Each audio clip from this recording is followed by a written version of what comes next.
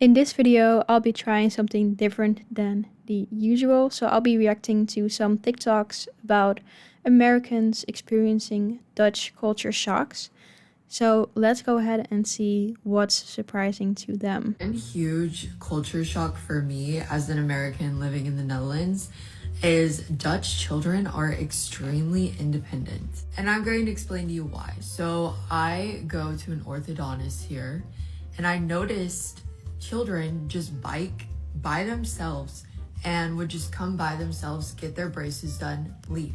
As an American, the fact that children can bike alone and take themselves to their own appointments is mind-blowing. My poor mother, she literally had to sit with me through any appointment, take me there, or pick me up and drop me off for anything. Whether it's braces, whether it's piano, whether it's anything. Really?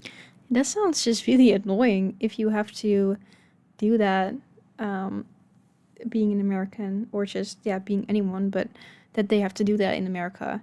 And that you kind of have less freedom of movement as a kid in the US because you have to be taken everywhere by your parents and you can't just bike somewhere. Because it's pretty normal for Dutch children to go to the orthodontist by themselves, make the appointment by themselves. It made me realize how fortunate Dutch children are here to feel safe enough to go by themselves, and also what a benefit that is to learn how to take care of yourself, how to book an appointment, how to be there, how to be punctual for an appointment. Even though that's kind of growing up at such an early age, it's really a blessing that you can take throughout your life, learning how to be punctual, learning how to make your own appointments, and taking care of yourself. Also taking themselves to school.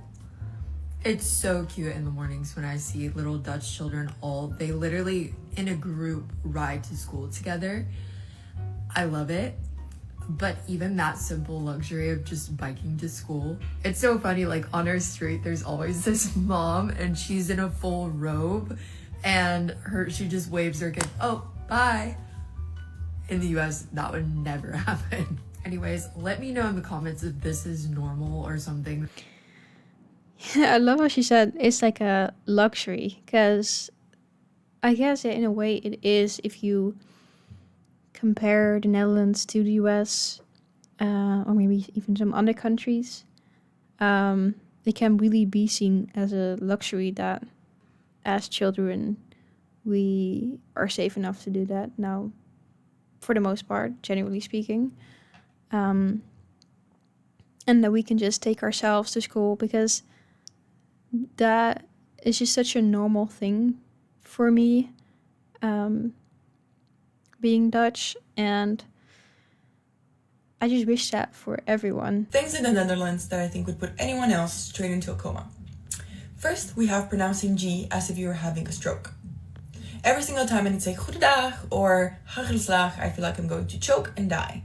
I feel like, well, in Brabant, where I'm from, we have like the soft G, so maybe it sounds a little bit different than in other parts of the Netherlands, but in general, it kind of sounds really like dry. So I understand for non-Dutch speakers that that's really hard to do. It kind of feels like you're choking, like. So yeah, I understand, especially if you're not used to that sound at all. Then we have no curtains. You're telling me we're both gonna enjoy this cozy evening. I'm just gonna be outside your window looking through your house and you're gonna be curled up on your couch. Let's do it. Let's go. Then we have dry sound. And that's funny because, yes, it's a thing that Dutch people kind of look into each other's homes, but at the same time, it's not like they're standing there just watching you the whole evening. So you might have some people passing by, but they might just do a quick glance, but no one's really gonna stare at you in your home. So if that was the case, I would be very concerned as well. Sandwiches for lunch. a single slice of bread with a single slice of cheese, and that is lunch. Boy, I need my 3-course meal to survive this weather. Then we have I agree on that point because it's just very boring, very bland. It's practical, but I never really liked eating just sandwiches like that either. Didn't really like taking it to school or to work. And yeah, it's fine if you want to eat that, but I do agree that it could definitely use an upgrade to make it better. biking no matter the weather. I feel like there were 4 storms in this country ever since I moved here, and every single time I saw Dutchies struggling to bike because the wind was so strong and the rain was terrifying. Then we have a You just gotta do what you gotta do sometimes. I remember one time I had to go to work and I was biking to work, but it had snowed and then it was freezing. So it was just really, what's the English word that I'm looking for? You were just prone to falling while biking. So I was just biking and I was making a turn, and then boom, I just fell so hard on my hip that I got to work and I looked, and there was this huge, this big of a bruise on my leg, and it hurt so much. So, but yeah, you gotta do what you gotta do sometimes. getting a tiki for 5 cents. If you thought your friend was going to pay for you, they're not gonna pay for you. You're gonna get a tiki once you get home. Then No, for 5 cents is crazy though. Yeah, we do have a tiki culture. I'm definitely no stranger to that, but for 5 cents, I did hear some crazy stories as well, about people coming over to their friend's house. Their friend would invite them, and then they would come over to the house and have dinner together. So the friend made the dinner and bought the groceries. But then after dinner was over, the friend would send them a tiki for the food that they ate. Now that's crazy to me. That's absolutely insane. the waiters ignoring you, it wouldn't matter if you wouldn't be there. They're not gonna come and ask if you need anything else. It's gonna take them ages to even look at you. And then this is much respect. Sometimes, yeah, I do agree. It's a different kind of culture when it comes to restaurants, in the Netherlands versus the US. I think that's because in the US, they really heavily rely on tips. So they want to make sure that their service is on point, so to speak, so that they get their tip. And in the Netherlands, it's less like that. Specific, but if you thought you had learned some Dutch, no, you didn't. The dialect is not going to make any sense.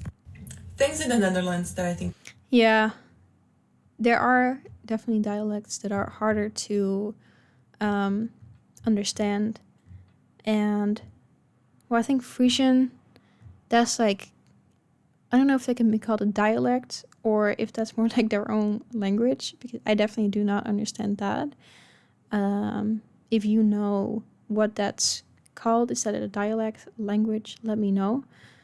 But yeah, I can understand everything either. Things about Dutch houses that shock foreigners. Most often the first thing you encounter when you enter a Dutch home is the staircase. And especially in old houses, the Dutch staircases are incredibly narrow and very steep. Whenever I had people from abroad visiting, they most often tripped at some point. But because our staircases are so narrow and steep, we can't fit through any furniture. So that's why all of these houses, especially in old cities, have hooks. And we use these hooks to hoist up whatever we need to get upstairs. We just attach a rope and we hoist up whatever we can't fit through the staircase. Most windows are also removable, so you can take them out to get bigger objects into your house. But if the objects are too heavy, we just rent a lift like this. Yeah, there's definitely staircases like that in the Netherlands, especially in older houses. I feel like the newer houses aren't as extreme, but they still might not be as wide as American staircases in my experience. But the whole hook thing as well is, it's, you don't really see it that much. It's more of an Amsterdam thing, I feel like. So for any people who aren't from the Netherlands watching, it's definitely not like that everywhere. There's not hooks just on every house. Another shock comes when you enter Dutch toilets because they actually have a poop shelf. The idea behind this is that you can inspect whatever comes out to check if you're healthy or not. Another quirky thing is that we always hang birthday calendars above the toilet. It's a great way to see whose birthday it is while you're pissing. Let me know what thing shocked you most about Dutch houses, and for now, doei doei! Yeah, the poop thing, I didn't know that was a thing until I went to the US and I saw that the toilets look different there. And then I realized, like, oh, there are like different kinds of toilets. Not even just the poop shelf, but the amount of water that's in the toilet. Because when I was in the US, I was like, am I doing something wrong? Because this toilet, it looked like it was like overflowing, but then the water wasn't like moving necessarily, but it was just higher. So that was definitely a culture shock for me as well when I went to the US. And about the birthday calendar thing, that's definitely a thing, but my family and I don't really have that. And in my experience, that's a thing of like older generations. Like my grandma has that. But if you're trying to let me know if,